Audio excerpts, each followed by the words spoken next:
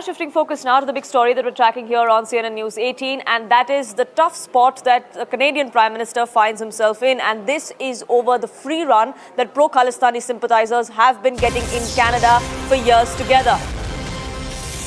Just as Justin Trudeau, the Canadian Prime Minister, leaves India after a 36-hour delay, while he lands in Canada, he is going to have a new headache on his hands because now an intel note has been accessed by CNN News 18. Information within the intelligence agency is going on to tell us how there is a plot that is brewing as far as these pro-Khalistani sympathizers are concerned in Canada. And the Canadian Prime Minister will now have to come out and face the facts. In fact, we're given to understand that the K group that issued the threat has issued a threat for a second time around in the last 48 hours, even as Justin Trudeau was here in India, enjoying India's hospitality. There were K sympathizers that were warning and threatening Indian diplomats in Ottawa, a message that was being sent to shut down the embassy or face consequences. That threat now coming to the fore. It is going to be interesting after the meeting between the prime ministers of the two countries here on the sidelines of the G20 summit, where we saw the Khalistani issue being raised and Justin Trudeau promising action, going on to say that they have immense respect for the law of the land and they will follow it. It'll be interesting to see how he goes back and actually ensures that his words translate into action. But let's take a look first at what exactly this intel information that we've accessed goes on to speak. These are the charges that India has raised with the Canadian administration, one of which is that the Trudeau government is aware of these activities that are taking place against India, of these secessionist activities that takes place there. It's not that they can turn a blind eye and say that we were unaware, because they definitely know that this is happening in their backyard. Unfortunately, they aren't doing much to contain it. Another charge that India believes is that the Trudeau administration is silent on the propaganda that these K groups are peddling openly. There's absolutely no censure as far as that particular action is concerned.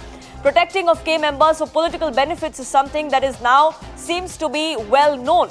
Political compulsions for the Trudeau administration, for Canadian Prime Minister himself, is something that now the world knows is exactly the reason why he is not acting against these K sympathizers. Inaction under the garb of freedom of speech is something that India has now flagged. Freedom of speech does not mean anti-India activities are given a free run. That message is loud and clear. Diplomatic channels have failed on the K issue is what we're given to understand. The pressure is being applied at the highest levels at the Prime Minister's office. We're also given to understand is that Indian diplomats there are facing these threats from Khalistani members, like I just pointed out. In the last 48 hours, we've had two such threats come to the fore, even as the Canadian Prime Minister was enjoying India's hospitality here because his flight was delayed. The violence call against India in these rallies that is being given, there is absolutely no action by the Canadian administration. Even though Justin Trudeau comes to India and promises action, unfortunately, very little changes on ground. The Khalistani separatism issue is a complex and sensitive one, is the claim that the Canadian administration makes. But the point is simple. There is no complexity to this issue. These are anti-India activities. There is violence and hatred that is being peddled, and that needs to be stopped. There's nothing complex about it, and that's really India's stand as far as taking action against those elements is concerned. Deal without damaging ties with India and Sikhs is something that India has pointed out. There is going to be no compromise as far as security of Indian nationals, of Indian diplomats, especially in Canada, is concerned. And that is something that the Trudeau administration will have to take very, very seriously. They also recognize responsibility to ensure citizen safety. So India has raised multiple of these red flags. It is now up to the Trudeau administration and for the Prime Minister himself, after the dressing down that he got here in India, that he goes back and ensures that his words translate into action. Let's take a look at how exactly this free run for Khalistani elements has been ensured under the Trudeau administration. Khalistani rallies in Canada are supported by Pakistan's ISI, is what we're now learning via sources within the intel agencies here. The aim is to spread disharmony in society there. So it is the Pakistan-Khalistan nexus that finds room to flourish in Canada. Nothing new. Unfortunately, it continues. There's a large terror force that is formed within Canada is also what we're now learning. This seems to be emboldening the anti-India sentiment. The group allegedly directs killings and bomb blasts. Execution of violence in India at the behest of a Khalistani group is also something that is under investigation. There are reports within the intelligence agencies that this is something that is happening and needs to be stopped. Gangsters in Delhi and Punjab jails too are carrying out these tasks. There is propaganda that is being peddled through inmates in jail here in India. That is also something that India will have to work on. What we're also given to understand is the kind of strategy that they're employing. The youth born post-1984 Sikh riots are targeted by the Khalistani groups. They're trying to play on that sentiment, trying to fish in what they think are troubled waters. Radicalized picture of Operation Blue Star is given to them to try and whip up that sentiment. That's the kind of strategy that we are learning is being used. Unfortunately for them, the 36-hour delay. It's interesting, he was all this time here enjoying India's hospitality, a dressing down being given by the Indian Prime Minister. It's now time that when he lands there, his first point of action should be to act against these Khalistani elements who are threatening openly the Indian diplomats there.